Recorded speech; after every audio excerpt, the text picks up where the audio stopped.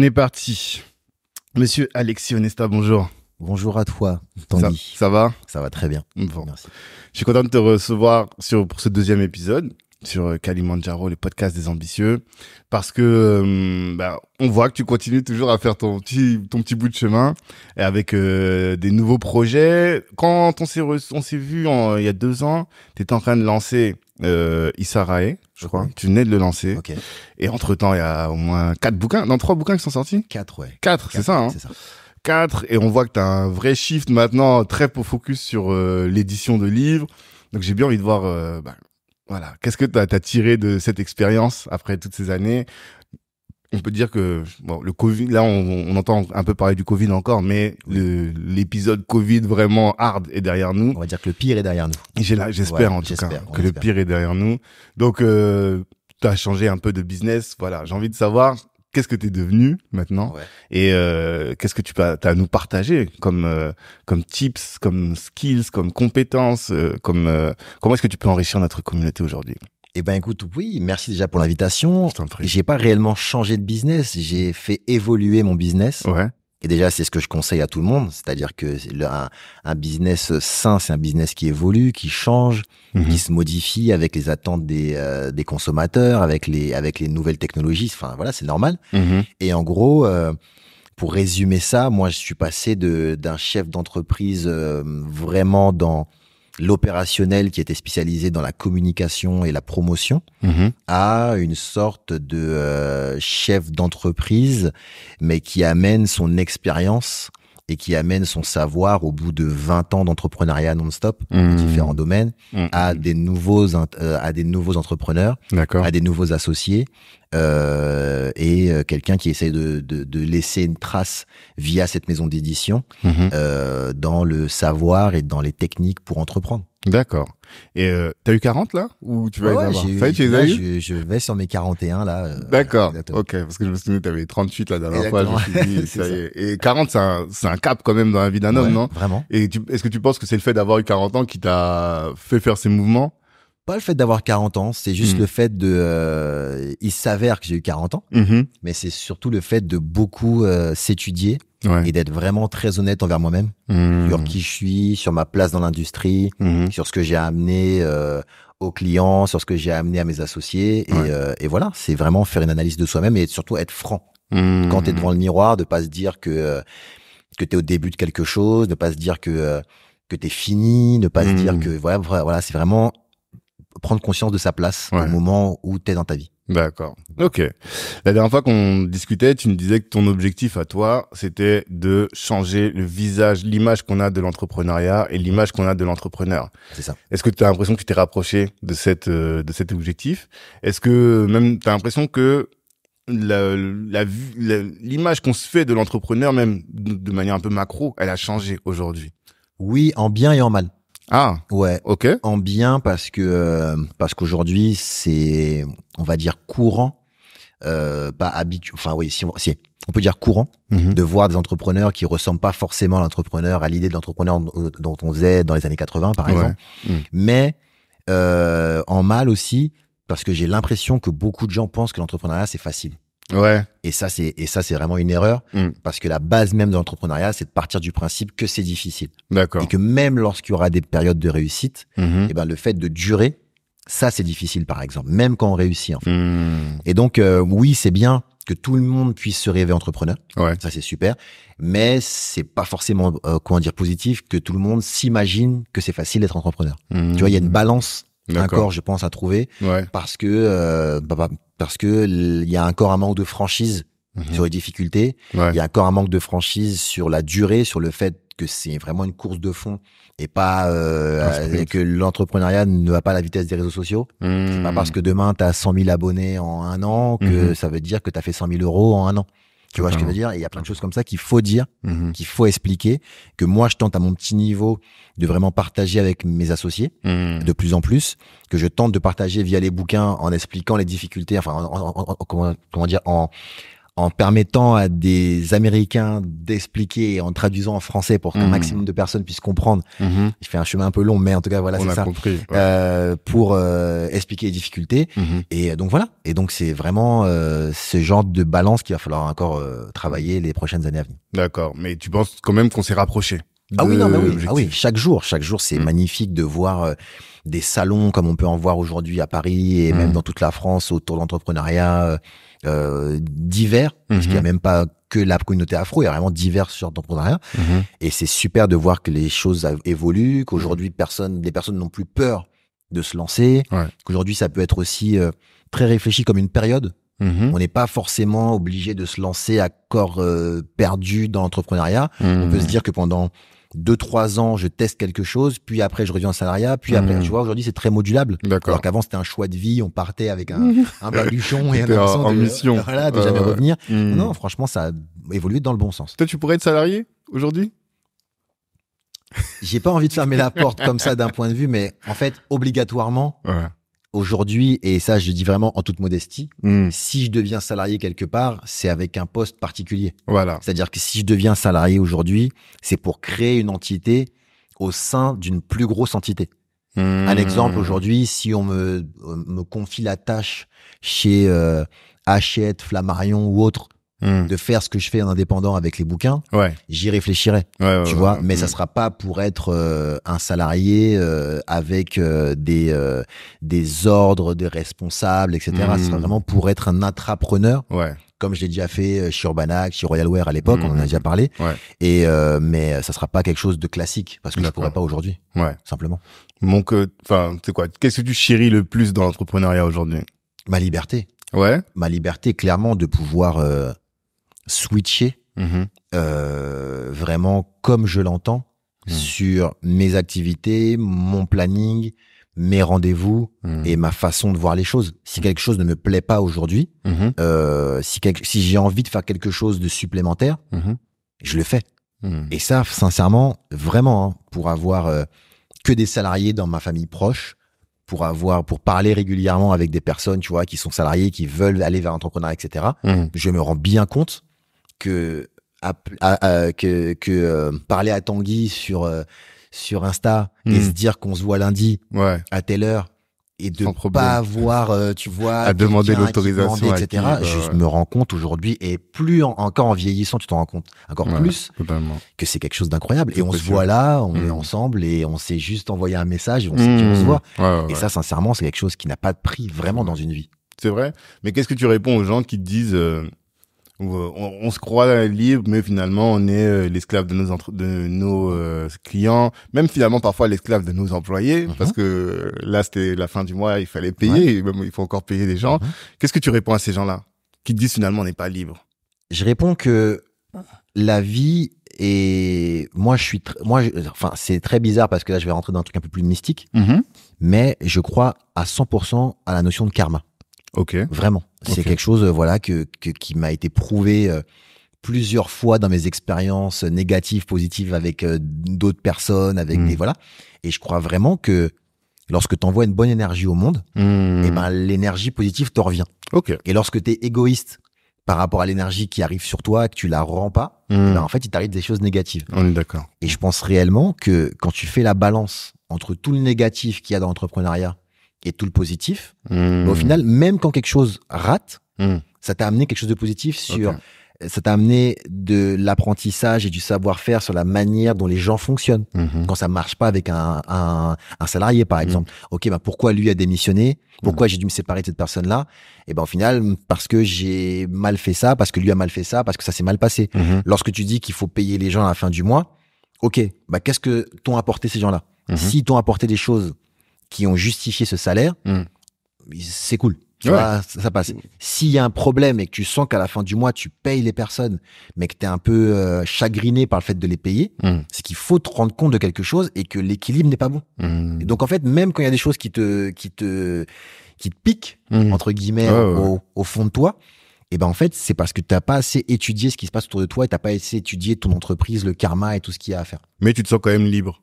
C'est ça surtout. Bien sûr. Et puis après, t'as la liberté, on va en parler, hein, mais moi, j'ai changé beaucoup de choses dans ma structure. La liberté, ça s'entretient, ça se chérit. Et tu dois faire des choix parfois super difficiles pour la maintenir. Moi, j'ai dû faire ces choix-là en 2023.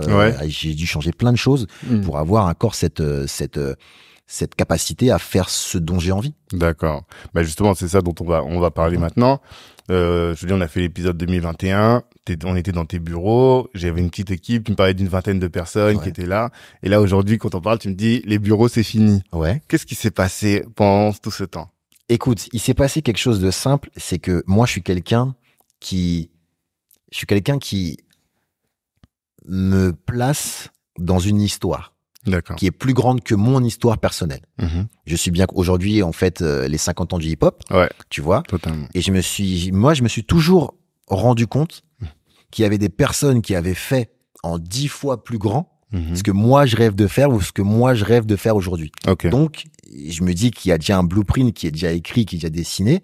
Donc, Alexis, va étudier ces choses parce que ça serait bête de passer à côté de ces choses-là. Okay. Et donc, c'est ce que je fais souvent. On en avait parlé avec Steve Stout, avec Damon Dash, etc. Et je me me suis rendu compte aujourd'hui, je me suis rendu compte en décembre dernier, il y a de ça 1 an à peu près, que l'énergie au sein de ma structure principale, donc en l'occurrence au maximum, n'était plus bonne. N'était plus bonne, n'était plus la bonne, n'était plus n'était plus celle d'antan, tu vois, et je me suis rendu compte vraiment celle de Paris. Parce qu'en gros, on s'est quitté à une époque où j'investissais dans plein d'autres structures et celle principale à Paris n'était plus la bonne. On payait des locaux dans Paris, donc ils coûtent cher, comme tu le sais. Donc j'avais une équipe, comme tu le sais, de personnes en interne. Et je me suis rendu compte que on était rentré dans une routine par rapport à la communication et à la promotion qu'on faisait depuis 10 ans. Et je me suis rendu compte qu'il y avait plus d'énergie, de renouvellement, que les rendus étaient cool, étaient très cool, nos clients étaient contents, mais qu'on n'était pas sur une pente positive. Et donc, j'en ai parlé à ma directrice générale de l'époque. Et on a essayé plein de choses pour modifier des choses, mais ça ne fonctionnait pas. Mais concrètement, comment ça se matérialisait cette énergie négative? Ça se matérialise par des réunions moins intéressantes, par des idées qu'il faut pousser, qu'il faut aller chercher, alors qu'avant elles venaient de manière un peu automatique. D'accord.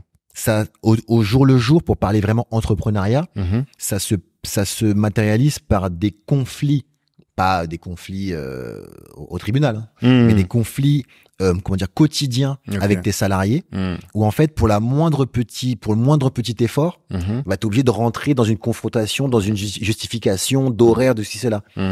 Et quand tu te rends compte que au final, qu'on n'est pas des personnes qui sont censées faire ça, on est dans un métier passion. Moi, au maximum, était une agence de communication et de promotion au sein de la musique. Et quand on bosse dans ces métiers-là, de base, ça veut dire que tu es dans un métier passion.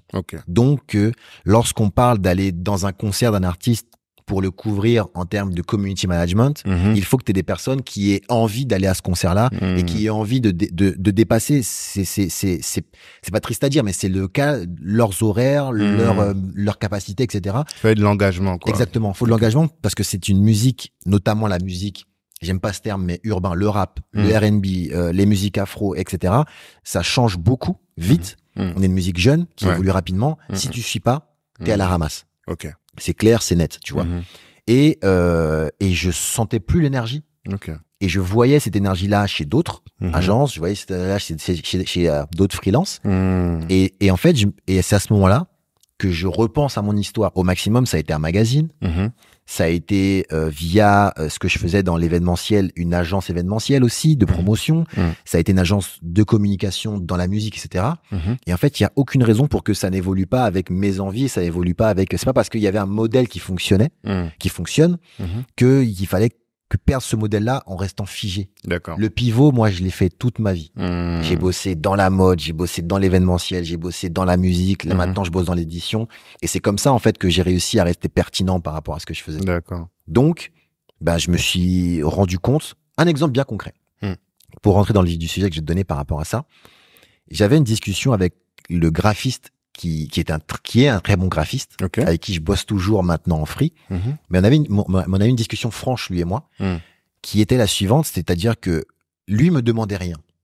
C'est-à-dire, moi, j'ai été graphiste. J'ai fait énormément de flyers, de soirées. Toi-même, c'est toi qui les faisais? Exactement. Ok, d'accord. De flyers de soirées pour mes Kid Club, pour des clients, etc., que j'avais en interne, etc. Et donc, je me disais, mais comment ça se fait que ça fait 1 an, 2 ans que t'es là et que tu me demandes pas de logiciel, tu vois, que tu ne demandes pas d'investir dans des choses qui te permettent d'améliorer faire ton game, quoi. Voilà, des visuels. Que tu as le même ordi depuis 2 ans, depuis 2 ans que tu es là, que tu me demandes pas des trucs. Parce que moi, je me souviens qu'à l'époque où j'étais graphiste, j'ai la chance d'avoir un grand frère informaticien, mais je le fatiguais. Okay. C'est-à-dire que toutes les semaines, je lui demandais de me télécharger des polices, des logiciels, des ceci, des cela. Et toi, en fait, et ça, c'est un signe avant-coureur que quelque chose va mal. Quand la personne, en fait, fait juste ce qu'on lui demande, même si elle le fait très bien, elle reste dans sa zone de confort, c'est qu'il y a un problème. Dépasse pas. Et moi, tu vois, je suis pas comme ça. Moi, j'ai monté une boîte qui s'appelle Au Maximum.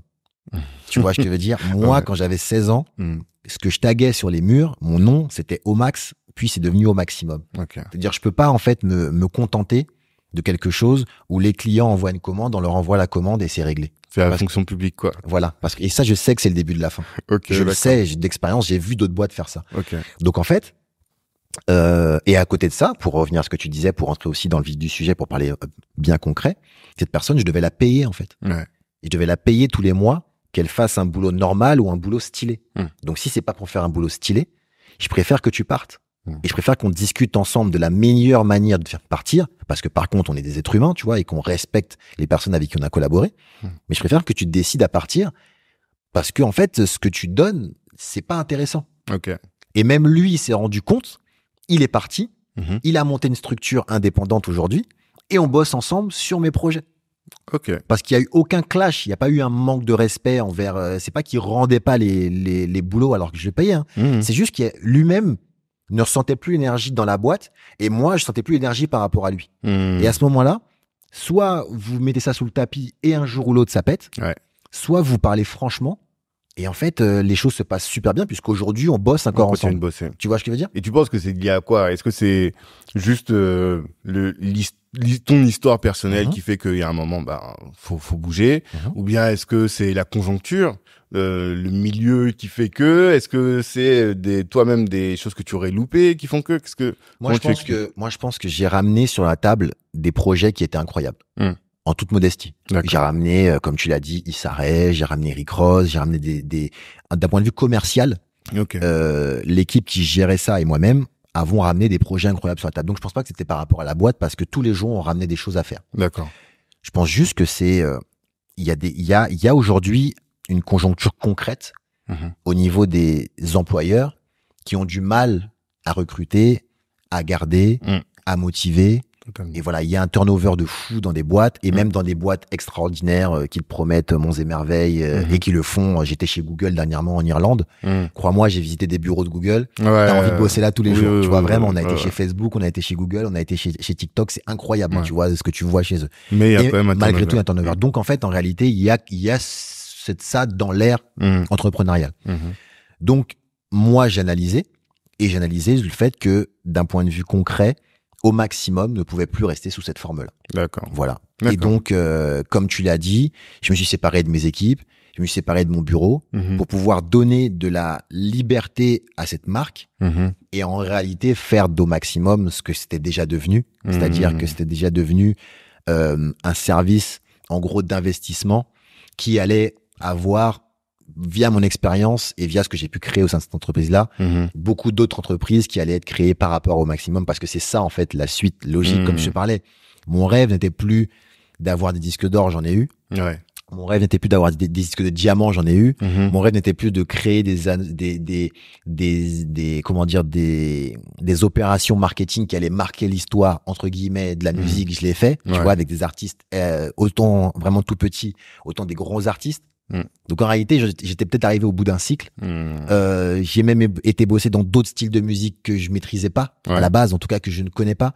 Tu environnement vois. Avec environnement. Exactement. Tu vois, quand je me retrouve avec Bilal Hassani à l'Eurovision et qu'on a un disque d'or de Bilal Hassani, sincèrement, je pense que tu peux pas aller plus loin de là d'où je viens en termes musical et culturel. Totalement. Donc en vérité, je pense juste que c'était un cycle et comme je te l'ai dit au début, je m'écoute beaucoup et mon cycle aujourd'hui, c'est de passer la main. Ok. C'est ça mon cycle aujourd'hui, c'est de me rendre compte et c'est ce que je fais aujourd'hui. Mais là, tu dis comme si ça avait été facile. Mais concrètement, au quotidien, parce que t'as l'impression quand même il y a quelque chose de déchirant, tu vois, quand t'as vécu, je pense, une dizaine d'années sur ce projet-là, sur cette forme-là. Est-ce qu'il n'y a pas eu quand même un déchirement de dire, bon, bah voilà, je cut? Tu sais pourquoi il n'y a pas eu de déchirement? Ah, il n'y en a pas eu? Parce que tout le savoir... Non, sincèrement, il n'y en a pas eu. Ok. Parce que déjà, tout le savoir-faire, communication, promotion, naturellement, j'ai trouvé quelqu'un, en l'occurrence, qui s'appelle Valère, qui vit à Marseille, qui est venu vers moi en disant, Alexis, j'adorerais bosser avec toi. Et moi, comme tu l'as vu, je suis quelqu'un qui n'est pas dans un truc très hautain, de pas calculer les gens et de pas répondre sur les réseaux. 99,9% des messages que je reçois, j'y réponds, et quand j'y reçois pas, c'est parce que c'est caché dans les messageries, là, tu sais. Instagram, ça dépend un peu. Exactement, tu vois. Donc voilà. Et cette personne-là, j'ai rencontré, j'ai été le voir à Marseille, on a bossé des dossiers ensemble. Et en fait, c'était une suite logique que lui reprenne le flambeau en termes de communication et de promotion. Donc, on a monté une structure ensemble qui s'appelle SFTB. Et cette structure-là gère tous les dossiers qu'au maximum Formule 1 aurait géré. Donc, aujourd'hui, tu vois, on a bossé avec le rappeur Elams de Marseille, on a géré avec Bram Sito, on a bossé avec plein d'autres, on bosse avec le Watibé avec qui j'avais déjà bossé avec au maximum. On a vraiment fait la passe tranquillement. Et j'ai pas perdu mon savoir-faire en termes de, tu vois. C'est juste que maintenant, comme tu as dit, tu transmets, quoi. Exactement. T'as pris quelqu'un, comme si tu avais un directeur général qui gère un peu cette entité. C'est ça. En tout cas, un associé. C'est plus associé ou plus non, directeur? c'est associé. C'est un associé. Okay. Donc, un associé qui gère, et toi, tu prends du recul, quoi. Exactement. Et aujourd'hui, c'est logique parce que, comme tu l'as dit en début d'interview, j'ai eu 40 ans. Et sincèrement, je n'ai pas envie, et ce n'est plus mon rôle, d'expliquer un jeune qui va rapper, qui va chanter, qui va faire de la musique, qui a entre 20 et 25 ans, comment vendre sa musique à son public. Moi, ce que j'ai à faire aujourd'hui, et c'est ce qui manque aujourd'hui, je considère, dans la musique et dans tout ce qu'on fait, c'est avoir un rôle d'encadrant. Moi, aujourd'hui, je vais voir Valère et je lui laisse toute la possibilité de faire ce qu'il a à faire, c'est-à-dire de communiquer et de vivre son époque avec sa musique. Et moi, si je peux lui permettre de faire ça de manière plus efficace que moi je ne l'ai fait, parce que quand on a monté notre première structure avec Didier, on a dû à la fois apprendre à gérer des soirées, mais aussi à la fois à gérer l'URSSAF, le business, etc. Donc obligatoirement, on a perdu du temps. Si je peux aujourd'hui gérer le business et le laisser lui gérer la partie opérationnelle, mais elle est incroyable. Et c'est ce genre de passe qui nous manque en fait dans nos milieux aujourd'hui. Tu vois ce que je veux dire?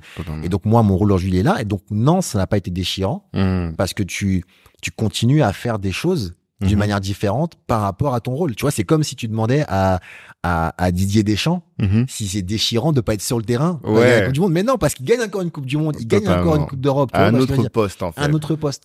Et aujourd'hui, il sait qu'il pourrait pas faire un 100 mètres contre Kylian. Mais c'est lui qui amène Kylian à être champion du monde. Donc c'est ça qui est incroyable. J'aime bien l'idée. Tu vois ce que je veux dire? Et moi, aujourd'hui, j'ai pas envie de courir un 100 mètres contre Kylian. Parce que je sais qu'il va me battre. Par contre, j'aimerais bien, tu vois, être encore dans le game.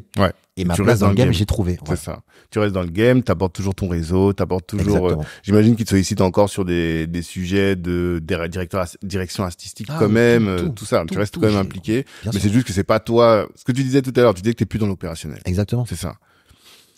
Parce qu'aujourd'hui, et il faut s'en rendre compte. Et heureusement que j'ai cette analyse là sur moi-même.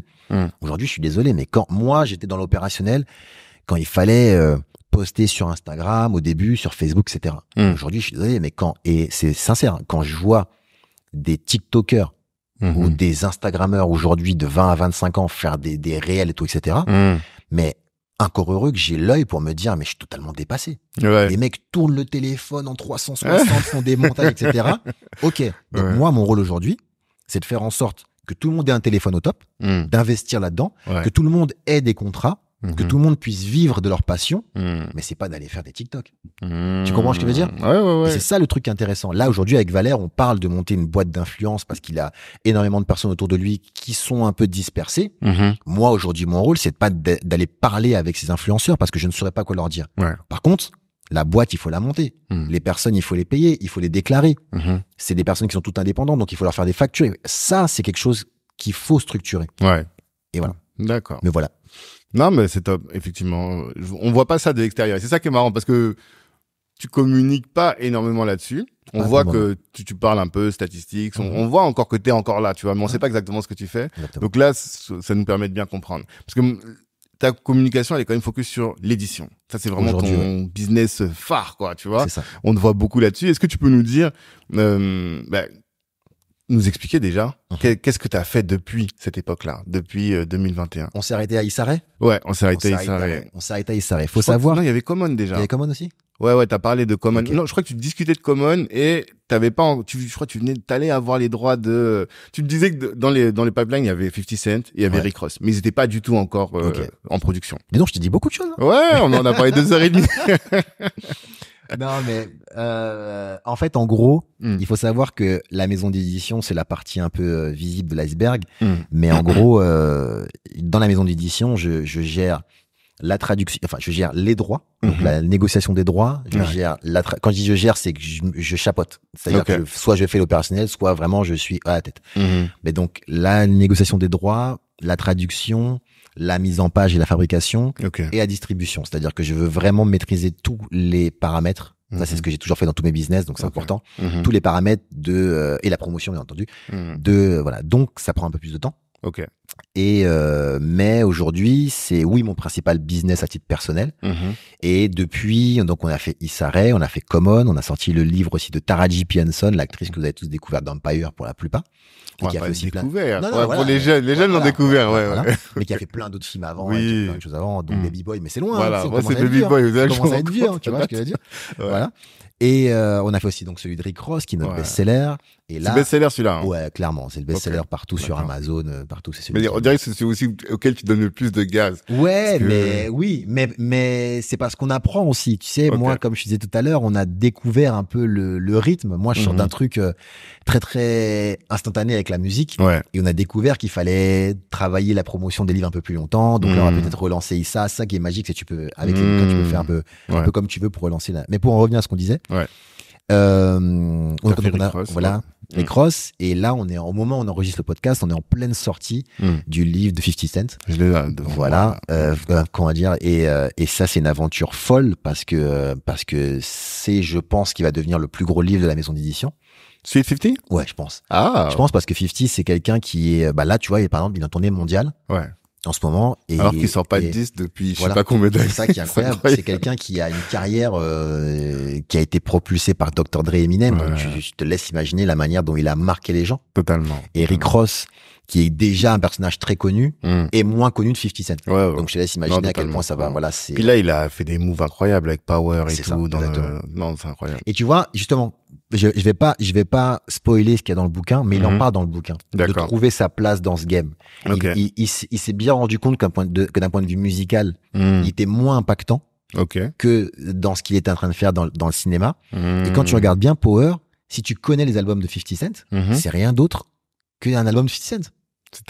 C'est-à-dire que c'est l'histoire de rue, c'est une histoire de deux pères. Tu vois, quand tu vois Tommy et Ghost, c'est au final, est-ce que c'est pas les deux 50 Cent qui s'affrontent? C'est-à-dire qu'à un moment donné, est-ce que quand 50 en fait est devenu mainstream, il a dû laisser de côté plein de trucs de rue pour pouvoir faire des business un peu plus corporate. En même temps, la rue a toujours été là par rapport à 50, tu vois. En fait, il a juste réexpliqué le même message, mais par rapport au cinéma. C'est intéressant. Tu vois ce que je veux dire? C'est juste, en fait, être tout le temps en corrélation. Et d'ailleurs, il le dit dans le bouquin, en corrélation avec ton public, parce que le public de 50, tu vois, vraiment, c'est celui qui est vraiment, aujourd'hui, il reste à la maison et regarde des séries. Va plus aller en club, va moins, en tout cas, aller en club. Donc, en fait, il a gardé son public sur le marché où il le trouve. Et aujourd'hui, pour moi, personnellement, à titre perso, je suis sûr que les gens qui me suivent sont plus aptes à acheter un bouquin que à aller streamer le dernier truc du dernier petit rappeur en vogue. Donc en vrai, je suis totalement en corrélation avec mon public. J'ai capté. Ouais, en fait, c'est une histoire de transition. Parce que c'est vrai que on a vu beaucoup d'artistes, par exemple, qui n'ont pas su faire cette évolution-là. Et je pense que d'entrepreneurs aussi, qui avaient un public, avaient une certaine notoriété, mais ils n'ont pas su vivre à leur temps.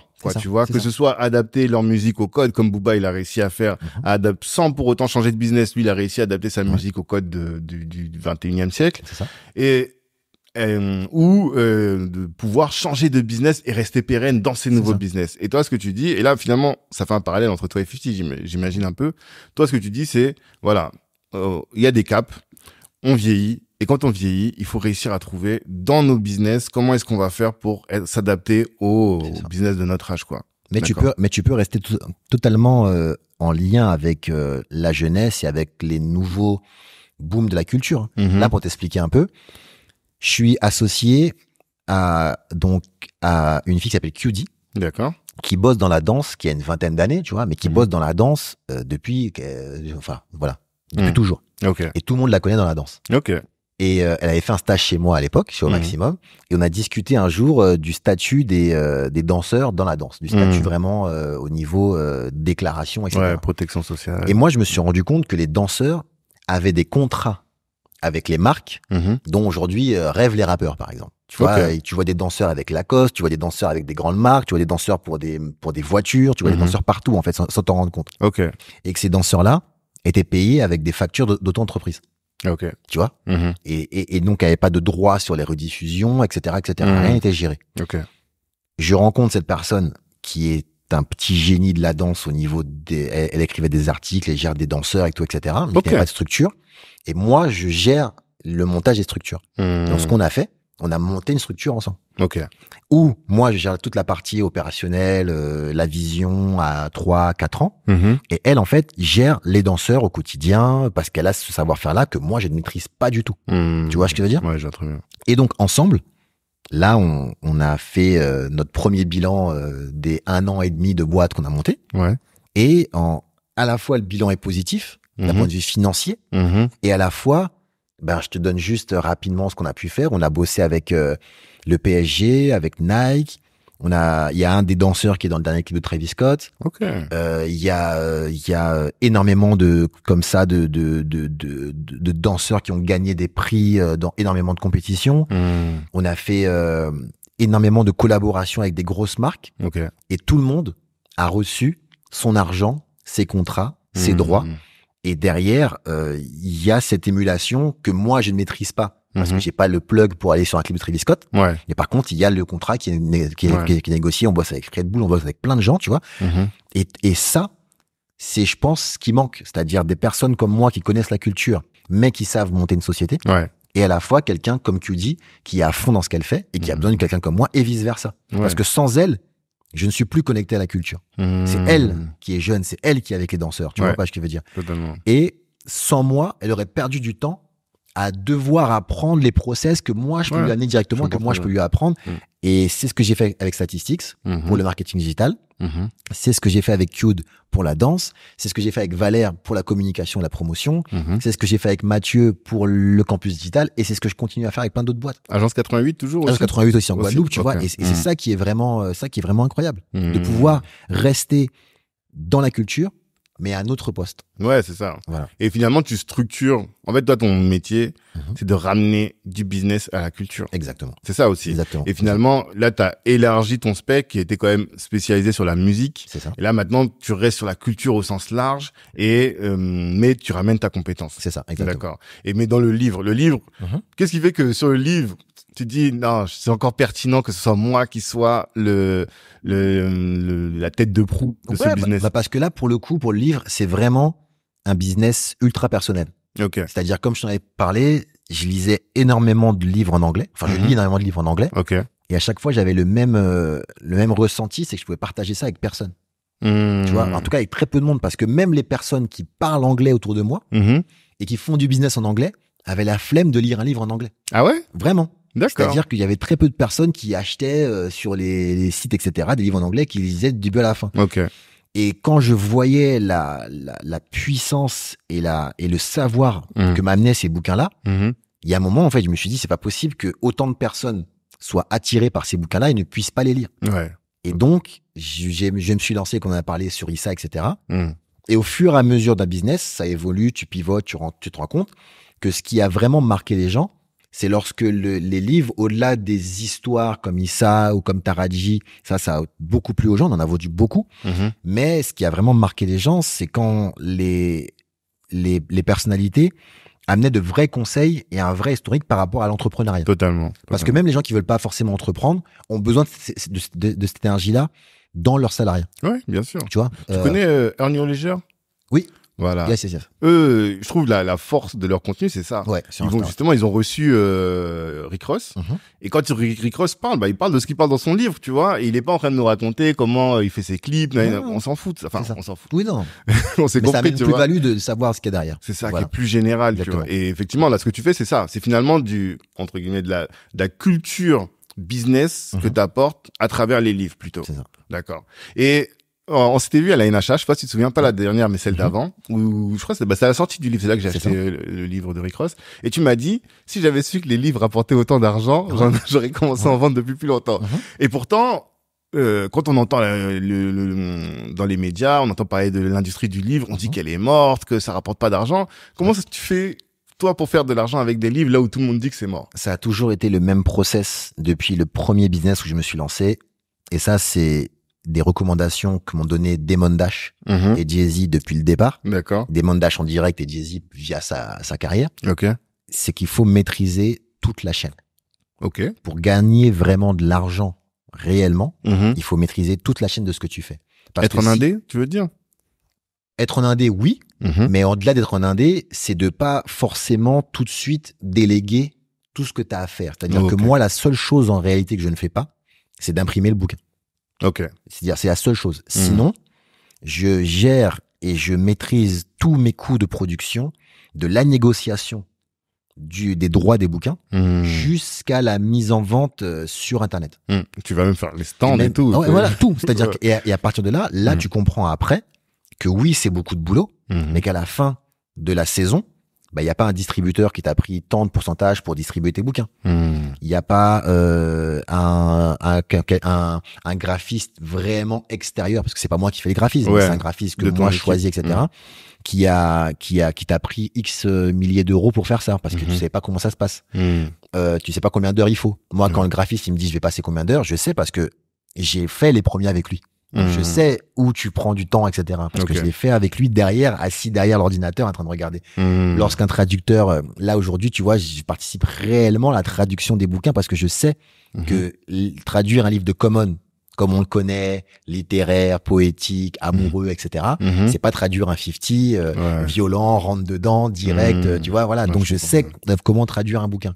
Et quand tu maîtrises tous les paramètres de ton business, c'est là qu'à la fin tu sais où économiser, où gagner, où étaler, etc. Et c'est là que tu peux gagner de l'argent. Et quand tu sors un livre, contrairement à des produits super instantanés, à l'heure où je te parle, des livres de Issa et des Common qu'on a sortis il y a 2 ou 3 ans, on en vend encore aujourd'hui en magasin. Si demain je vais à la NHA, t'en as parlé, si je refais un stand à la NHA, il y aura encore des livres de Issa parce que tout le monde n'a pas acheté le livre d'Issa, tu vois. Demain, là, par exemple, dans notre plan promo de septembre à décembre et dans le plan promo de juillet, on a communiqué sur Issa parce qu'elle a tourné dans Barbie. Et ça nous a permis de relancer une actualité sur Issa Rae. Et de tu vois, exactement. Donc en fait, quand tu maîtrises vraiment toute ta chaîne de production, c'est ça. Et c'est ce qu'expliquait Damon Dash à l'époque, on l'a pris pour un fou, quand il a décidé de ne pas revendre tout de suite Rockaware, parce que c'était ça le business, c'était de monter une marque, de la pousser avec tes artistes, et de la revendre directement à un grand groupe pour la mettre dans les supermarchés comme Blooming Bell, comme voilà dans les grandes chaînes. Lui est resté indépendant le plus longtemps possible. Rockaware, les boissons, les deals de Rockaware et Def Jam, ils étaient à 50-50. C'était pas juste un deal de distribution. Et tout ça, il a expliqué, il a dit aux gens, tout le monde l'a pris pour un fou dans un premier temps, parce qu'on disait mais pourquoi tu te prends la tête à faire ça alors qu'il suffit de vendre tes parts pour être riche. Il l'a pas fait et tu vois et voilà, il a raison parce que ça nous a donné un blueprint, un exemple que moi aujourd'hui après si je me rends compte que je suis dépassé par les événements, j'hésiterai pas à aller trouver des partenaires. Mais pour le moment, je maîtrise ma chaîne de production du début à la fin. Et ça te demande du coup plus de temps, plus d'implication. Oui, mais aujourd'hui par exemple, aujourd'hui je négocie avec les librairies, je sais quel est le système où passe les librairies pour commander. Je négocie avec la Fnac, je négocie avec Cultura, tu vois, je parle avec Amazon. Mais ça, si tu le fais pas, si t'apprends pas à le faire, le jour où tu as un vrai succès, tu sais même pas combien d'argent tu gagnes. C'est ça le dilemme. Aujourd'hui, moi, je sais ce que rapporte la Fnac.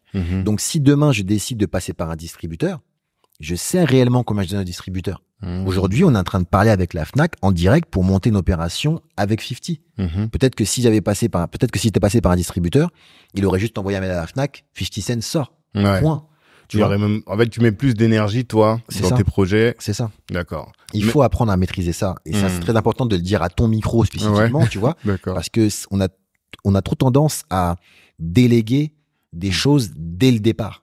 Et après, en cas de crise ou en cas de succès, tu ne maîtrises pas ton business. Parce que t'as pas appris réellement à... Moi, je sais exactement combien de temps prend mon imprimeur pour m'envoyer des bouquins. Ça veut dire que là, début septembre, je sais qu'il me faut des livres de temps. Il faut que je passe ma commande maintenant parce que... Et si tu maîtrises pas ça, et ben à un moment donné, quand la Fnac va te demander 5000 bouquins, bah, t'auras pas anticipé et tu vas rater une vente. Parce que tu as besoin d'un distributeur pour commander à la Fnac. Non. Tu vois, c'est pas comme ça que tu maîtrises un vrai business sur le long terme. D'accord. Je pense, selon moi en tout cas. Non, mais c'est intéressant. C'est intéressant.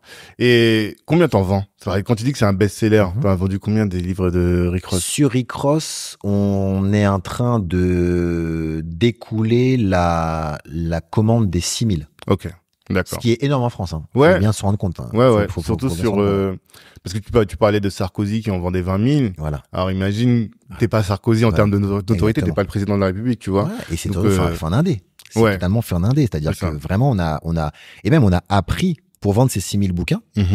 On a appris à les vendre. C'est-à-dire que moi, par exemple, Amazon, c'est depuis seulement mars que je suis en Prime. Amazon Prime, tu vois, pour qu'Amazon envoie là. Ok, d'accord. Juste pour le lendemain, aujourd'hui pour le lendemain. Je savais pas comment faire. D'accord. J'ai Amazon, j'ai appris comment faire. Tu vois, peut-être que même que je serais déjà à 10 000 exemplaires de Rick Ross vendus si je savais ça avant. Mais maintenant, je le sais. Donc avec 50, j'anticipe. D'accord. Tu vois ce que je veux dire? Ouais. Donc tu prends du temps pour apprendre des choses. Mais par contre, une fois que tu les sais, ça a énormément de valeur. C'est incroyable. Exactement. D'accord. Et donc, 5000, c'est énorme parce que pour te dire, un bouquin en France se vend en moyenne entre 500 et 1000 exemplaires. Okay. Quand vraiment c'est en moyenne. Après, t'as des énormes comme Nina Mafouf, comme Sarkozy, comme Amélie Nothomb qui vendent des milliers de bouquins. Mais un bouquin, voilà, c'est ça. Quand tu sors en indépendant, vraiment, c'est quand t'en vends 1000, t'es wow. T'es content. Voilà, exactement. D'accord. Ok. Parce que alors.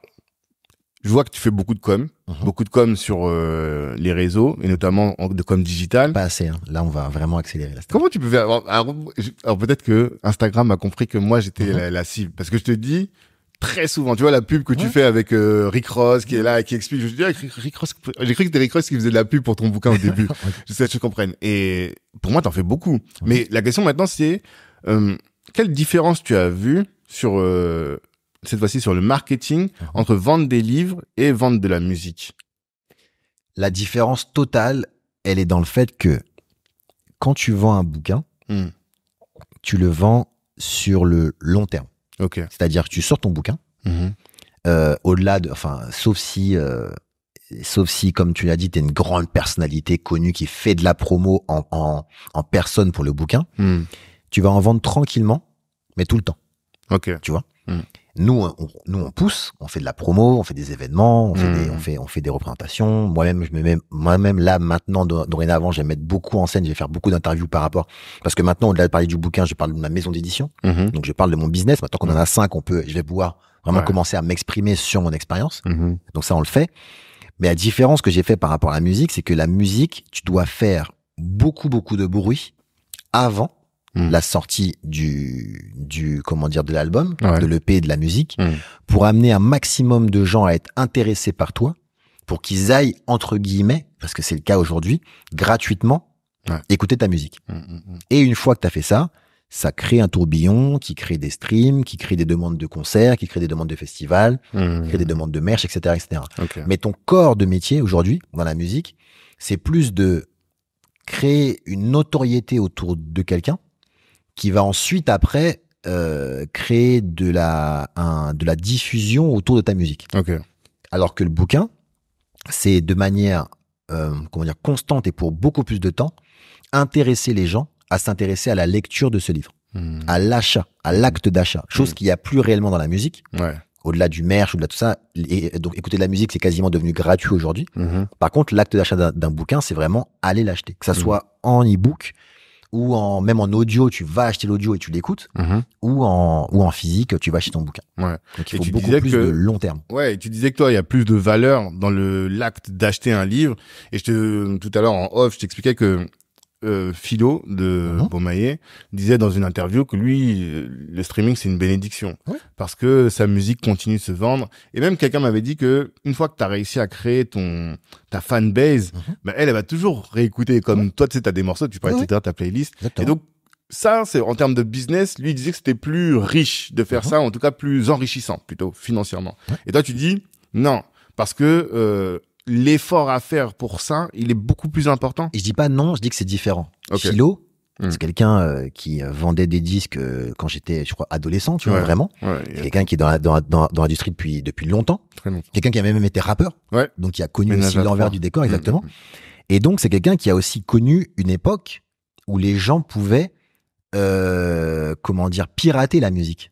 Oui. Attention. Ouais. Lui est devenu producteur, en plus, je pense, à cette époque-là. Où les gens, où tu avais tout un travail fait en studio, des studios payés, un travail d'écriture, d'instru, etc. Et le lendemain,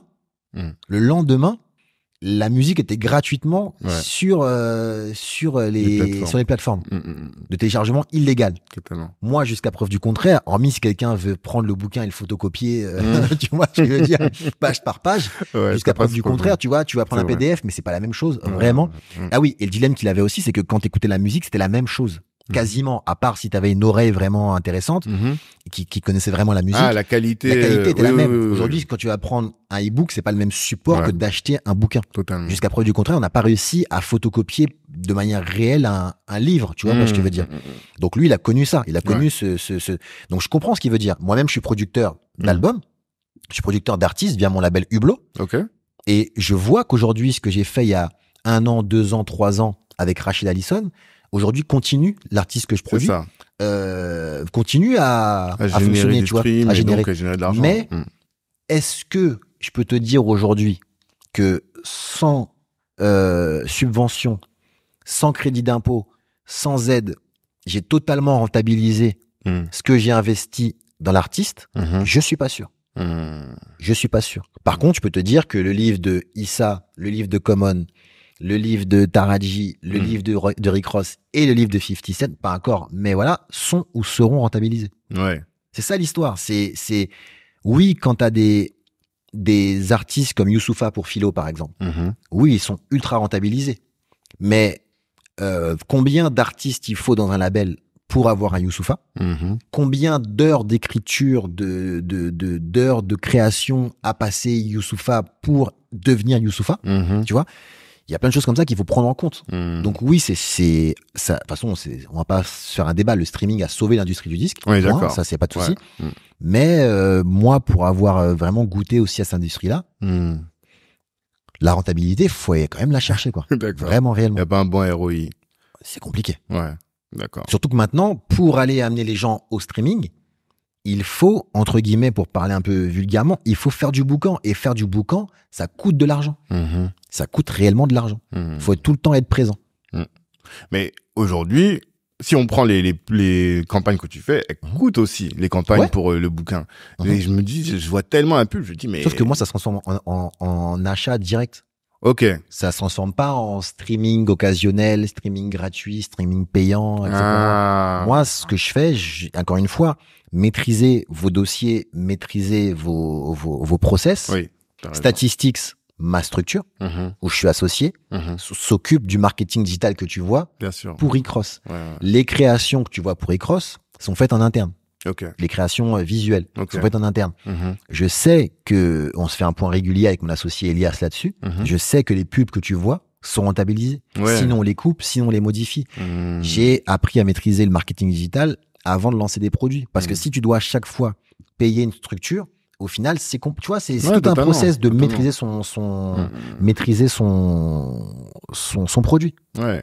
En fait, oui, tu maîtrises toute la chaîne de valeur. C'est ça. La com, en fait, c'est des boîtes que t'as qui vont faire toute la chaîne de valeur. Ok. Et non, et je continue en disant que maintenant, j'écoutais une interview du boss de M6, je crois. Tu vois, il faisait un podcast et il disait la clé de tout, c'est la distribution.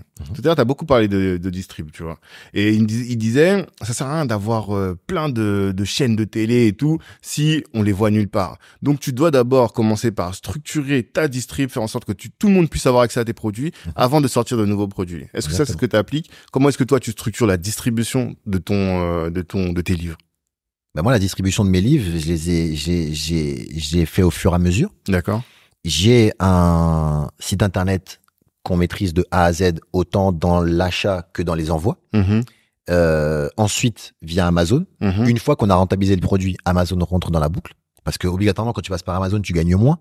Okay. Donc, si le produit est directement disponible sur Amazon, tu gagneras moins. Ouais. Donc, toutes les précommandes que l'on fait au départ sont faites uniquement sur omaxbooks.shop. Okay. Ça permet, tu vois, de rentabiliser un peu les investissements. Une fois que c'est rentabilisé, là, tu laisses Amazon, la Fnac, etc., prendre le relais pour après distribuer de manière plus large pour que la personne qui, même si elle peut commander sur Internet, mais il y a quelque chose de visible quand tu vois un bouquin. Et moi, je peux pas aller dans toutes les librairies en province, partout, pour faire la promo du bouquin. Ouais. Donc, quand tu as ce réseau-là qui maintenant ont acheté le bouquin de Rick Ross, je vais leur redire, bah, vous savez, comme c'est à moi qu'elles ont fait la commande, quand ce sera le moment, je vais leur renvoyer un message en leur disant, vous savez, chère librairie XY, on a vendu ensemble des bouquins de Rick Ross, vendons ensemble des bouquins de 50. Voilà. Si le bouquin est un best-seller en France, si le bouquin est numéro 1 sur Amazon aujourd'hui, un bouquin, c'est facile, hein. Tu sais, les retours, parce que c'est ça qui est compliqué par contre, c'est que si le bouquin de 50, il est pas bon, les 100 premiers qui vont l'acheter vont dire qu'il est pas bon. Ouais. Tu vois, et ça va se voir sur Amazon, ça va se voir sur les ventes, ça va baisser, ça va dire, ah non, ce bouquin, il est pas intéressant. Les gens vont en parler. Aujourd'hui, tu as les réseaux sociaux, tu peux plus mentir envers les gens. Il y a l'aspect personnalité qui va jouer sur les premières ventes. Si le bouquin est pas bon, tu vas pas en vendre derrière. Ouais, c'est vrai. Voilà. C'est vrai. Donc, si Rick Ross continue à se vendre un an après, c'est parce qu'il motive les gens. Après, clairement, et ça, on n'a jamais menti là-dessus.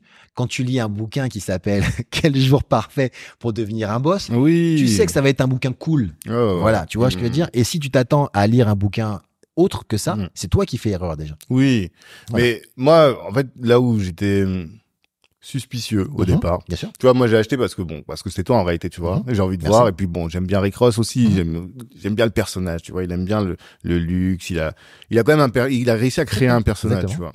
Donc j'aimais bien. Mais je me suis dit les livres qu'Henry, voilà, ils racontent beaucoup de bullshit. Toujours en fait, ils vont dire une idée, ils vont la répéter 10 fois. Là, pour moi, c'est pas du tout ça qu'il fait, tu vois. Il explique concrètement tous les business qu'il a fait. Bah, t'as parlé de l'immobilier, il parle de sa maison, il explique comment est-ce qu'il a vécu le Covid et comment il a réussi à s'en sortir dans le Covid. Enfin, c'est très concret, même sans être didactique ou sans être, c'est pas un manuel. C'est ça. Mais effectivement, tu ressors de là, tu te dis, putain, Rick Ross, c'est un vrai entrepreneur, en fait. Tu vois. Et ça inspire. Je vais te donner un exemple. T'as parlé de la maison. Moi, je trouve ça incroyable ce qu'il a fait avec sa maison parce qu'en fait, ça, on peut le spoiler parce que c'est important.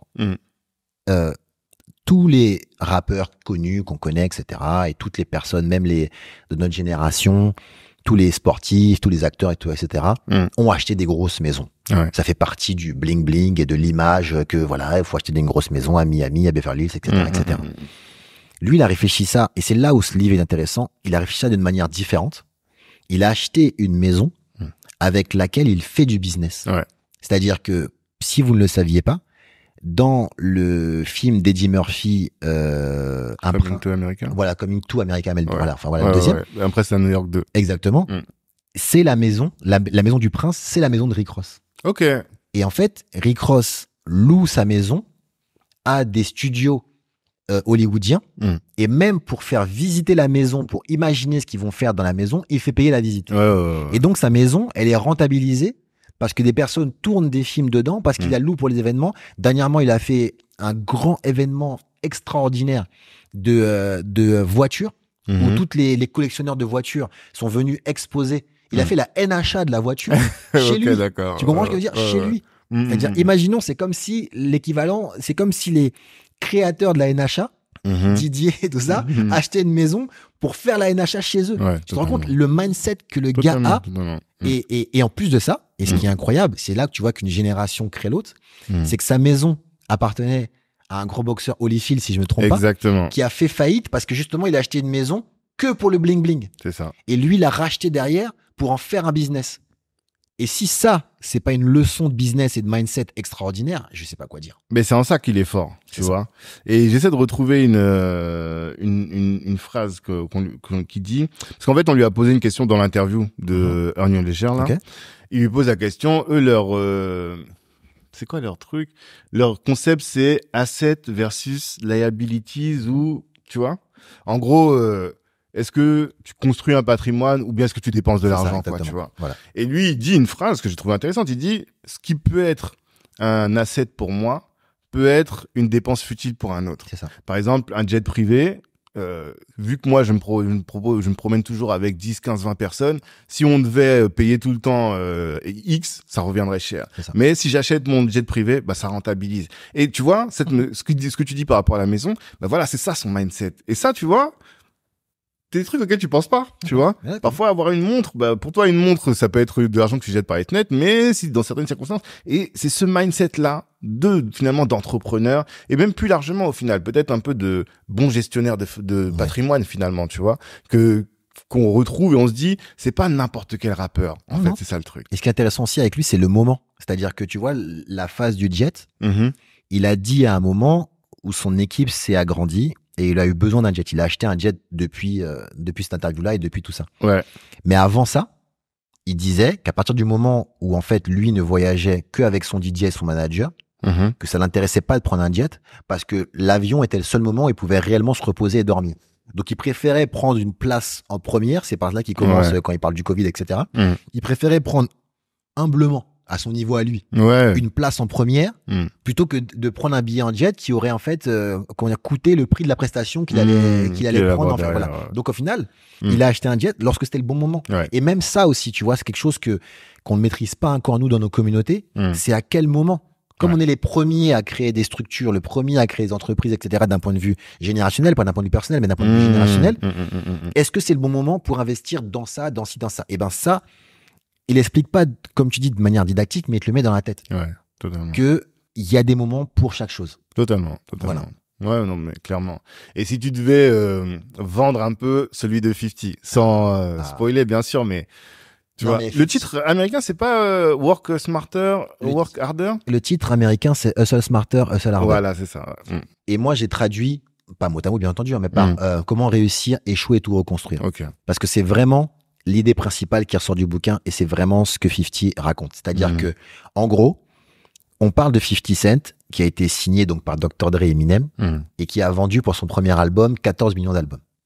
Voilà, c'est pas plus compliqué que ça. Et juste pour comparer, Jay-Z vend à peu près par album entre 1 et 5 millions d'albums. Voilà. Pour son premier album, 50 en a vendu 14. Le premier. Sauf que ça a été en pente descendante. Le deuxième, il en a vendu 11, etc. Et malgré ça, il s'est relevé pour derrière faire toute une nouvelle carrière dans le monde du cinéma. Avant ça, c'est quelqu'un qui avait créé pas mal de buzz par rapport à ses mixtapes, par rapport à tout ça, qui avait déjà signé chez Columbia avant de se faire signer par Dr. Dre et Eminem. Sauf que il s'est fait tirer dessus. Et donc c'est 9 balles légendaires que Columbia l'a viré à ce moment-là parce qu'ils avaient peur des représailles qu'il allait avoir voilà, suite à ça. Les gens allaient vouloir finir le boulot, comme il dit lui-même. Et donc, ils l'ont viré. Et il s'est relevé en se faisant signer par Eminem, etc. Et c'est quelqu'un qui, en fait, moi, c'est un message, tu vois, Siri Cross, dans son livre, amène un message de motivation, etc. Là, c'est un message de 50 Cent. Le message de 50 Cent, c'est quoi qu'il t'arrive, peu importe la situation dans laquelle t'es là, il y a un gars à qui, dans la vraie vie, à qui ça s'est arrivé. Une première fois, il avait déjà du buzz. Il s'est fait tirer dessus et il a rien trouvé de mieux à faire que de se faire signer par deux des légendes de la musique hip-hop, américaine. Et malgré ça, sa carrière a périclité et il a réussi à se refaire dans le monde du cinéma et de la télévision. Donc en fait, moi, quand je lis ce bouquin-là, je me dis, mais quoi qu'il puisse m'arriver, en termes de pivot, en termes de galère, en termes d'échec, en termes de remise en question personnelle, de remise en question professionnelle, si 50 Cent, qui s'est pris 9 balles dans le corps, qui après a été signé par les plus grands de la musique, a pu rebondir autant de fois, il a quelque chose à m'apprendre dans son bouquin. Et c'est pour ça que j'ai vraiment accentué le titre là-dessus, parce que je voulais pas faire un titre, tu vois, j'aurais pu le traduire par hustle mieux, hustle, tu vois, plus. Mais quand tu sors de ce bouquin-là, c'est pas ça qui te ressort comme idée. D'accord. La vraie idée, c'est comment réussir, échouer et tout reconstruire. C'est-à-dire que même 50 Cent a échoué. Même 50 Cent a sorti un album qui n'a pas marché et s'est fait virer d'Interscope. Puis après, a dit mais qu'est-ce que je vais pouvoir faire de ma vie? Est-ce que je vais devenir un rappeur de télé-réalité et est-ce que je vais faire des concerts pour refaire des concerts avec les gens qui m'ont suivi il y a 20 ans? Ou est-ce que je vais me réinventer dans la télévision et dans le cinéma pour après faire Power, Book 1, 2, 3, 4. Et quand tu lis ce genre de discours, bah, tu le traduis et tu permets à la francophonie d'avoir aussi cette énergie-là. Parce que la chose que j'ai expliqué aussi dans l'interview dernièrement, c'est que malheureusement, et ça va arriver, hein, parce qu'on est pas au même niveau que les Américains d'un point de vue entrepreneuriat, tu vois. Ça va arriver aussi des personnes comme ça, mais on n'a pas d'exemple comme ça en France.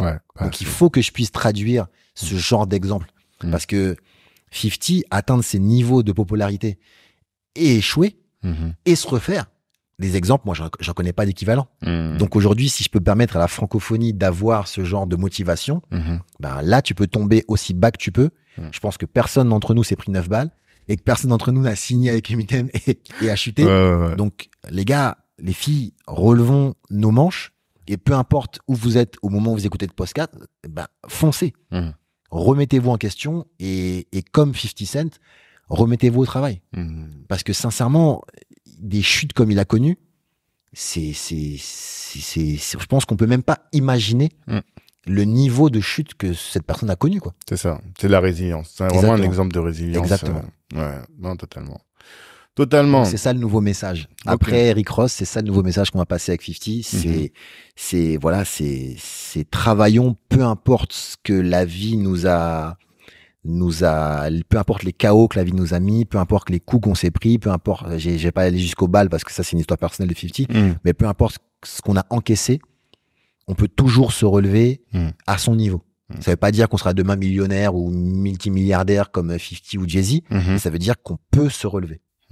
Voilà. D'accord. Et toi, quand tu es en train de faire ton pivot, je sais que tu es un mec du matin. Tu es toujours un mec du matin? Toujours. Le Miracle Morning, 5h, 7h, tu bosses? Je suis arrivé avant même notre Ouais, totalement. D'accord.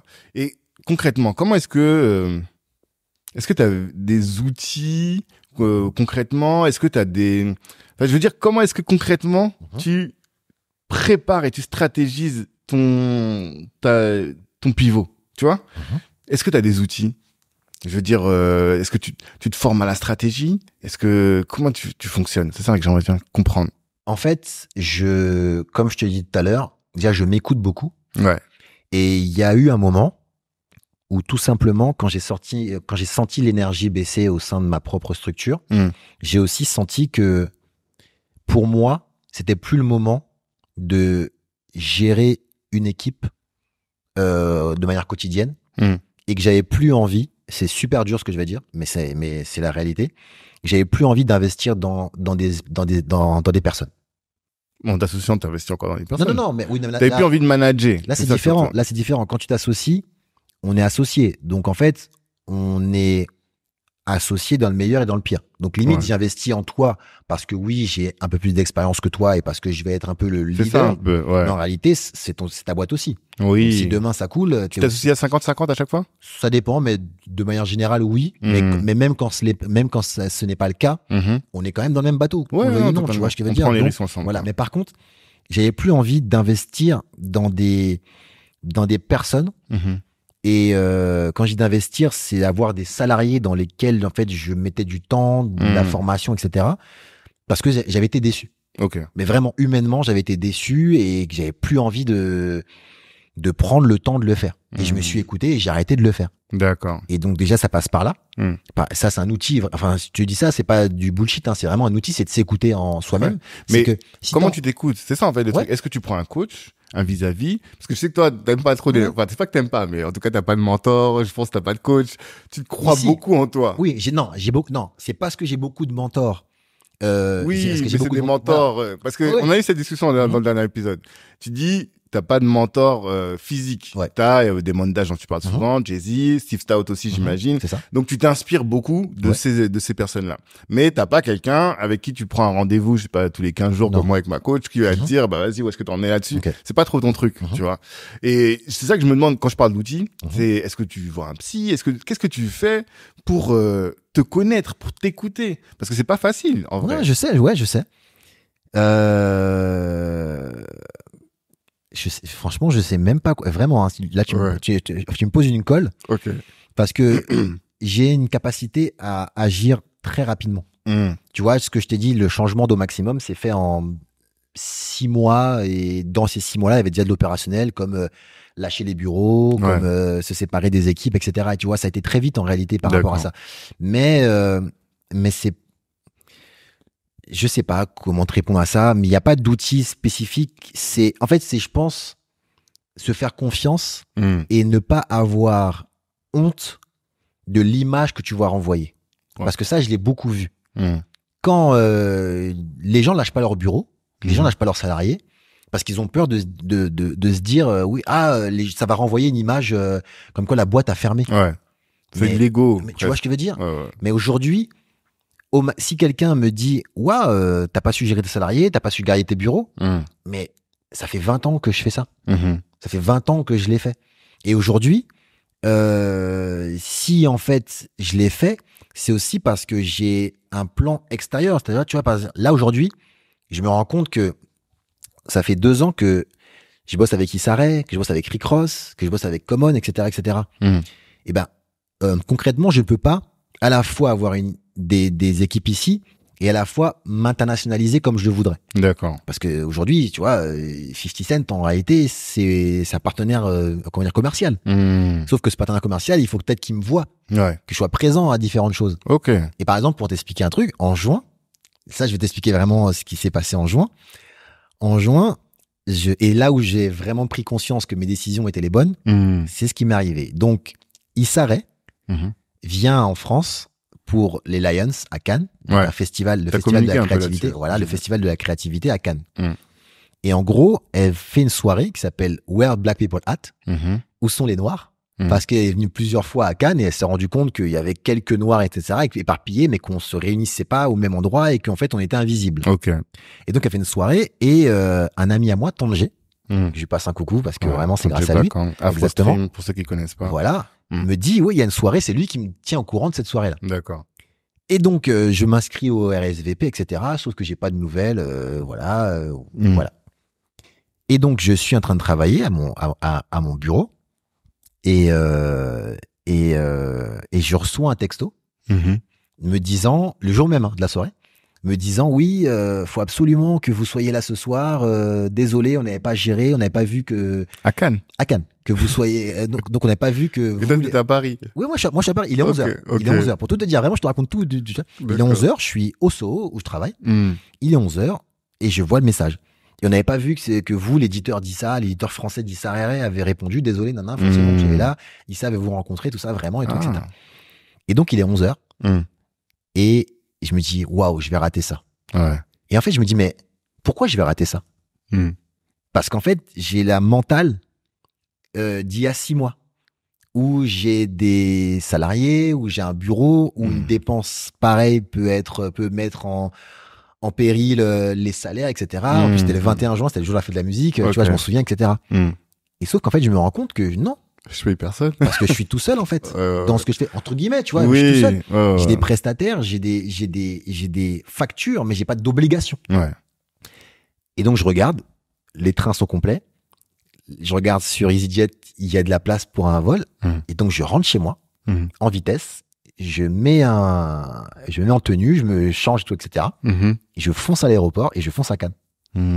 Et à Cannes, le soir même, je rencontre Issa, que j'avais déjà essayé de rencontrer à New York, que j'avais pas réussi à rencontrer vraiment en visu. On a déjà échangé, etc. Mais voilà. Et je lui explique, voilà, je suis son éditeur français. Il me dit, ah, merci, ça faisait des mois que je voulais prendre ce bouquin, mais personne n'était capable de me dire, enfin bref, à l'américaine, tu vois. Et on échange autour de ça. Et cette expérience-là, je peux la vivre parce que je suis ultra mobile, indépendant en gestion de mon business et parce que financièrement, je peux me permettre, parce qu'aujourd'hui, je suis dans une autre optique avec différentes structures, avec des associés et que moi, je suis mobile. Tu comprends ce que je veux dire? Et je sais que cette liberté-là, pendant 1 an ou 2, va m'amener à faire des choses extraordinaires, mais vraiment pour le coup internationales. Parce qu'aujourd'hui, en étant libéré de ce côté B2B agence et tout ce que ça englobe, ça me permet de rêver, mais sans limite. Et ça, cette expérience-là, je l'ai vraiment vécu. J'ai vraiment été, tu vois, prendre un avion pour rencontrer un partenaire commercial qui a joué le jeu, tu l'as vu sur les réseaux. Et je suis rentré chez moi le lendemain et c'était magnifique. Et ça, je sais que j'aurais pas pu le faire avant parce que tu as plein d'obligations, même mentales, qui t'empêchent de le faire. En fait, t'es plus. On a parlé de liberté tout à l'heure. Ouais, c'est ça. T'es encore plus libre, finalement, aujourd'hui. Encore plus libre. Financièrement, psychologiquement, professionnellement. Là, je vais à New York à la fin du mois. Parce que j'ai décidé d'y aller et parce que je dois y aller par rapport à 50. Et voilà, et point, ça se fait. Et de là, je ramène encore plus de business. Tu comprends? Non, je vois très bien.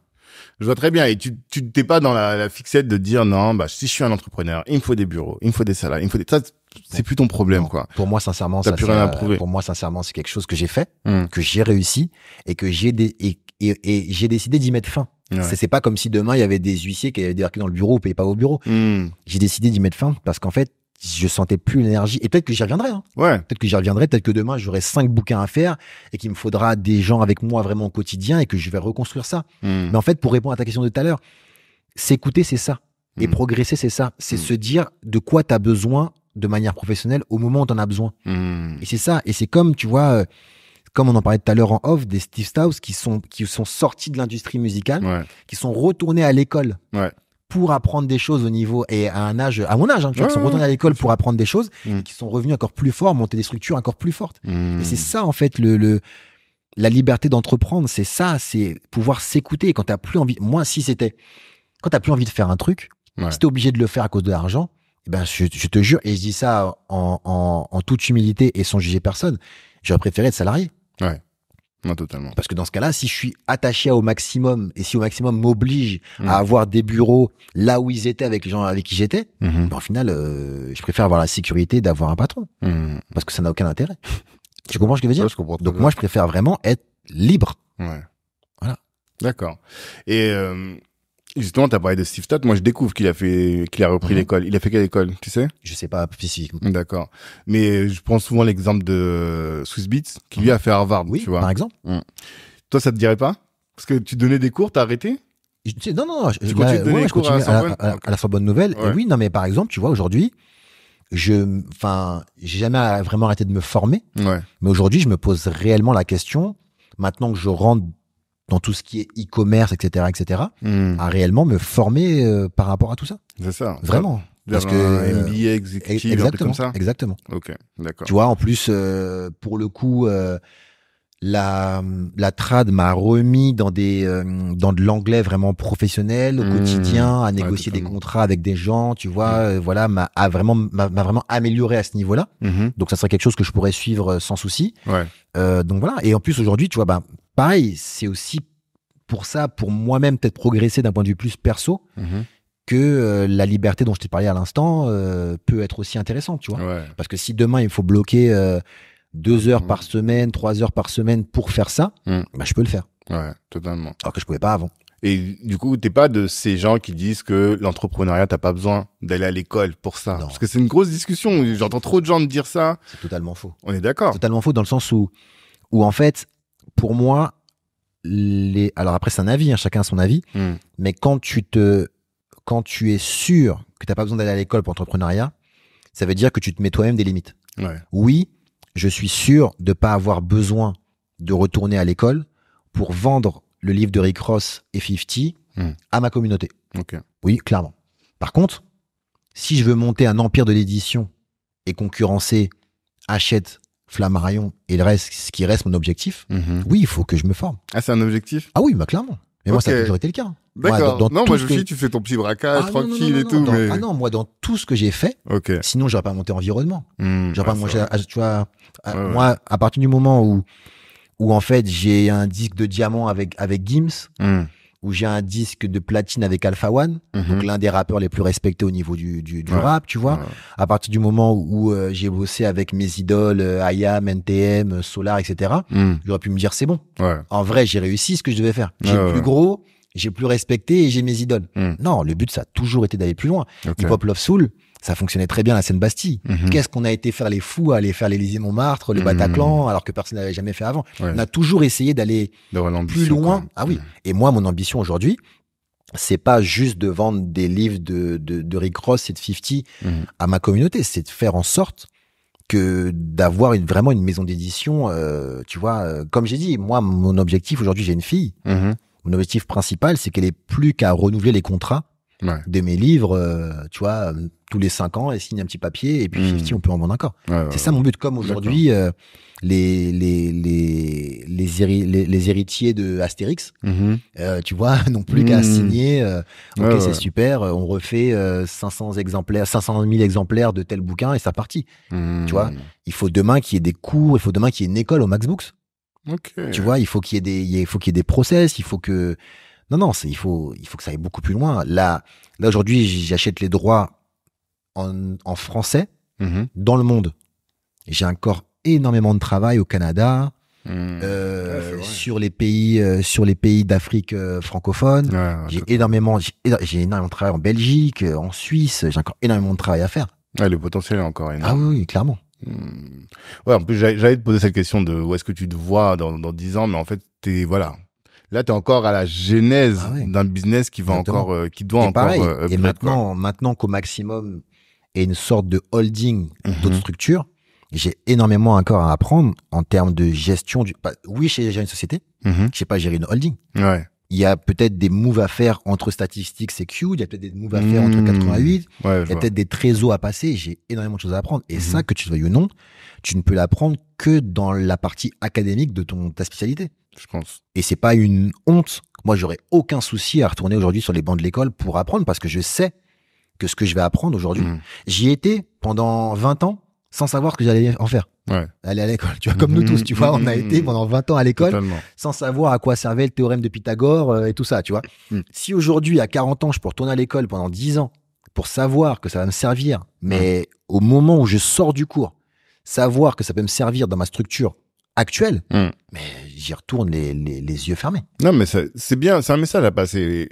Tu vois, là, les Américains nous ont montré un peu, je pense, la voie. Steve Stout, après, il fait United Master. C'est ça. Swiss Beats, il fait No Commission. Après, il fait Versus. Je sais pas si t'as suivi un peu ce qu'il fait avec Versus. Toi, dans ton activité, là, de l'édition, qu'est-ce qui pourrait être disrupté? Parce que finalement, c'est ça qu'ils apprennent, eux, à disrupter les marchés. Est-ce que tu as déjà identifié des trucs où tu te dis, voilà, en réalité, c'est ce qu'il faudrait faire? Moi, en soi, je suis un disrupteur parce qu'en fait, je m'intéresse à des bouquins qui se vendent avec des personnalités qui se vendent où personne s'intéresse.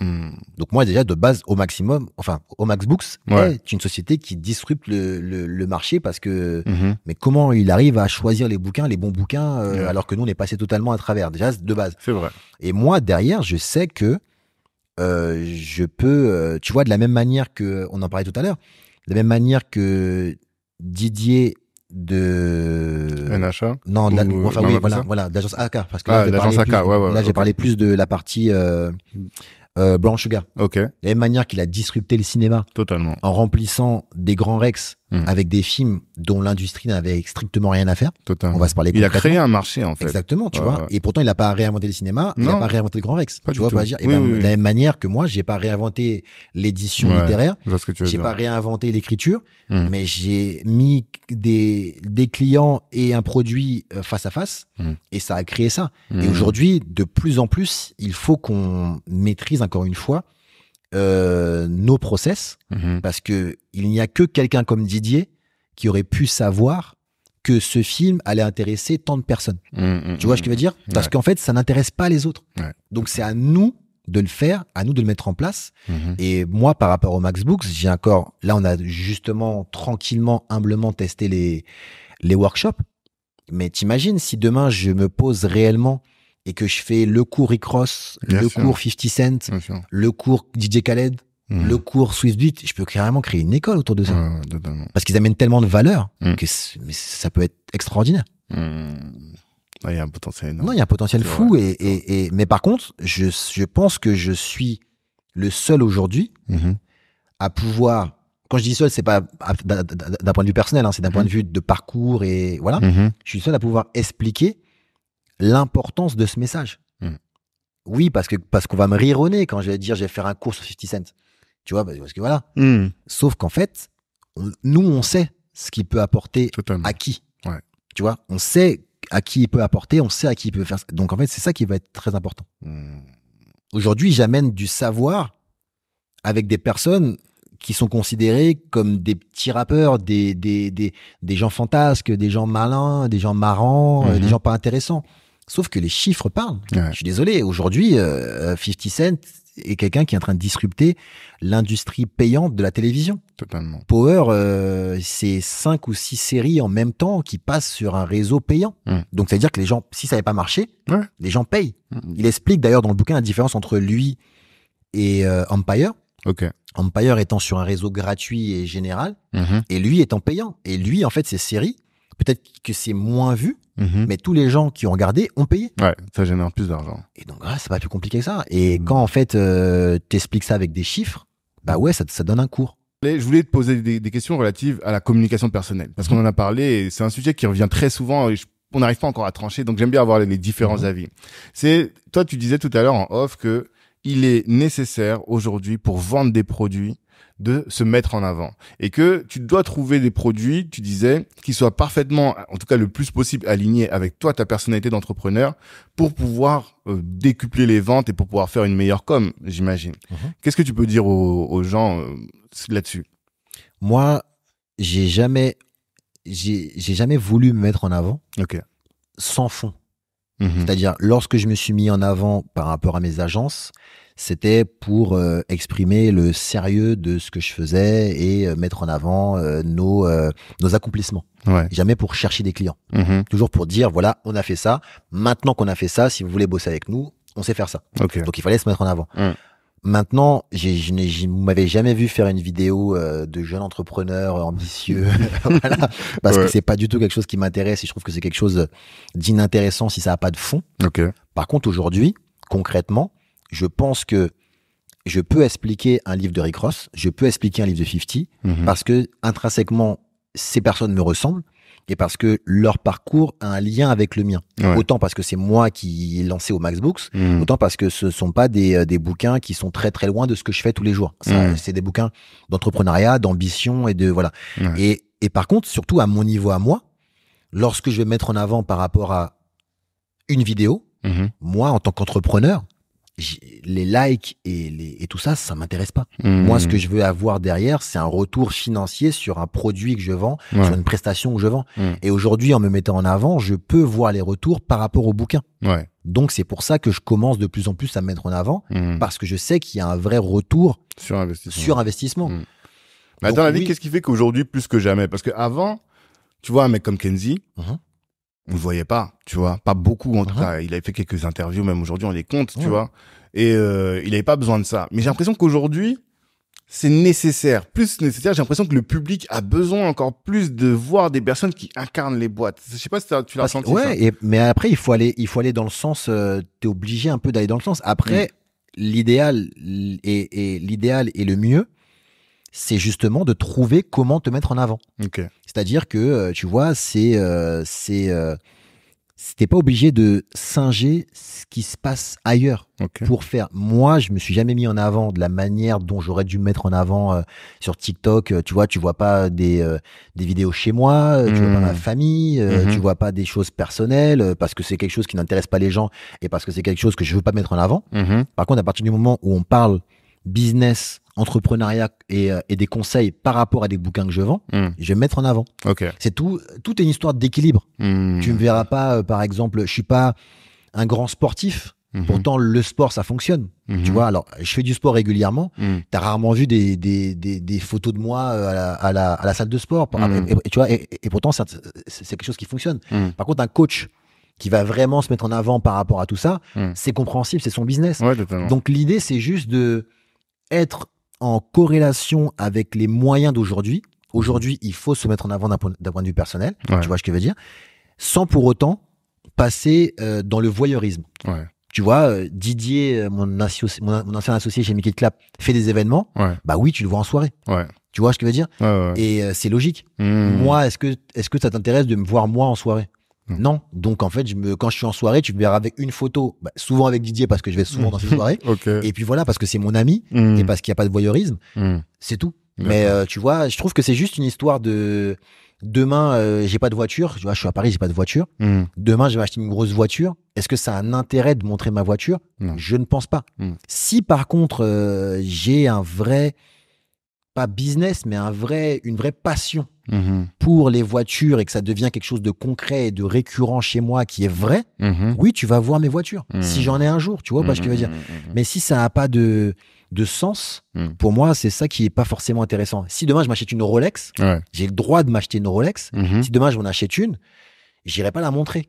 Par contre, si demain j'ai une vraie passion qui est développée comme certains pour les montres, avec des comparaisons, des conseils, des rencontres. Si demain je vais au salon de la montre et que ça m'intéresse, ouais, je vais le faire. Et moi, je pense que c'est tout ça l'équilibre et le truc intéressant qu'il y a à faire. C'est vraiment de faire en sorte de trouver son propre chemin et sa propre histoire. Moi, je me mets en avant aujourd'hui par rapport aux bouquins parce que les bouquins ont un lien avec moi. Okay. Et parce que quand je parle, je sais que ça va résonner que les gens me suivent pour ça. Et de toute façon, j'ai déjà remarqué, hein, tu vois, par exemple, là, je suis parti 2 mois aux Antilles. Pour l'été, j'étais chez mes parents, j'ai travaillé en même temps, etc. T'as pas vu de photos de moi aux Antilles? Parce qu'en plus je sais par rapport au Rich et tout, hein, que ça intéresse pas les gens de me voir en vacances. Je te jure, hein, ça intéresse pas les gens de me voir en vacances. Quand je vois ça, les gens, à la limite, ils se disent, qu'est-ce qu'il raconte? Montre-nous en train de travailler. Toi, on t'aime quand tu travailles. Et c'est vrai, hein, tu vois. C'est ta communauté, en fait. C'est ça. T'as éduqué une communauté, enfin, éduqué entre guillemets, tu vois, mais. Voilà, j'ai pas rassemblé des gens autour de moi autour du chill. Parce que je pense que je suis pas un mec, quand tu compares, je suis pas un mec foncièrement marrant, je raconte pas des, non, mais tu vois ce que je veux dire, je raconte pas des blagues et tout. Moi, j'ai l'impression que les gens me suivent pour aller plus loin, pour progresser, pour truc. Et quand je mets ce genre de choses, les gens s'intéressent à moi. Donc, je mets ça. Tu vois, et c'est ça. Et t'as des gens comme ça. 50, t'aimes le voir chambrer les gens. Jay-Z, tu t'aimes ou pas d'ailleurs. Voilà, non mais voilà. Moi, ce qui me saoule, c'est ça, justement. En tout cas, c'est ce que t'attends de lui. Rick Ross, t'aimes le voir rigoler et aimer la vie. Jay-Z, t'aimes pas le voir. Moi, ça m'intéresse pas de le voir. Moi, ça m'intéresse juste de voir, 50 va ouvrir un casino. Pardon. Voilà, il va ouvrir un casino. Et me dire, mais comment il a réussi à faire ça, tu vois, c'est ça qui m'intéresse, moi, chez lui. Et voilà. Et t'as des gens comme ça, chacun amène son chemin. Et moi, je trouve que les gens qui se perdent, c'est les gens, voilà, qui suivent comme ça le chemin. Qui suivent, tu vois, la vague, qui suivent les trends, etc. Non. Crée ta propre trend. Là, c'est intéressant. Totalement. Parce que ça dure. C'est intéressant. Voilà. Hyper intéressant. Ok. Bon. T'as un rendez-vous après, donc je vais pas te retenir. Dernière question. Qu'est-ce que tu veux absolument que les gens retiennent de, cette discussion qu'on a eue pendant 1 heure? Je veux que les gens retiennent que il n'y a aucun produit qui ne fonctionnera pas à partir du moment où vous le faites sincèrement et où vous êtes conscient que votre communauté en a besoin. Moi, j'ai créé une maison d'édition en plein Covid, en plein ère du digital, en plein ère où, comme tu disais, la littérature ne veut rien dire, etc. Sauf que je suis persuadé que ma communauté a besoin de ces livres-là parce qu'on n'a pas de livres d'exemples comme peuvent l'être Issa, comme peuvent l'être Rick Ross et tout, etc. Peut-être que quand on aura des exemples franco-français, peut-être que ça sera plus pertinent de traduire des livres américains, tu vois, mais pour le moment, on n'en a pas. Donc, en fait, il faut avoir ces exemples-là. Et donc, croyez en cette petite étincelle que vous avez en vous qui vous dit que si vous faites ça, ça va fonctionner. Parce que si vous en avez besoin, peut-être que d'autres gens en ont besoin. Totalement. Et la deuxième idée, c'est vraiment de maîtriser, une fois que vous l'avez fait, maîtriser votre process. Oui, ça prend plus de temps. Oui, vous avez l'impression peut-être que c'est plus long et que vous gagnez moins d'argent et que c'est plus redondant et laborieux. Mais au bout de 3, 4, 5 projets, ça vous permet réellement de rentabiliser et de comprendre ce que vous faites, quitte à ce moment-là, aller ailleurs. Quitte à aller après à déléguer des choses, mais au moins vous savez qui vous arnaque, qui vous arnaque pas, et vous maîtrisez votre process de A à Z. Et ça, c'est important. Top. Parfait. Merci beaucoup, Alexis. Merci à toi. De toute façon, on te suit encore pour la suite, pour les prochains bouquins. Celui-là, il sort quand officiellement? 18 octobre. 18 octobre. Ok. Bon, nous, on l'a déjà. Eh ben, en tout cas, merci. Et aux auditeurs, je vous dis force à tous. Là, c'est la rentrée pour ceux qui écoutent, en tout cas en septembre 2023. Et je vous souhaite une excellente année à chacun. Et toujours, voyez vos ambitions à la hausse. Ciao tout le monde.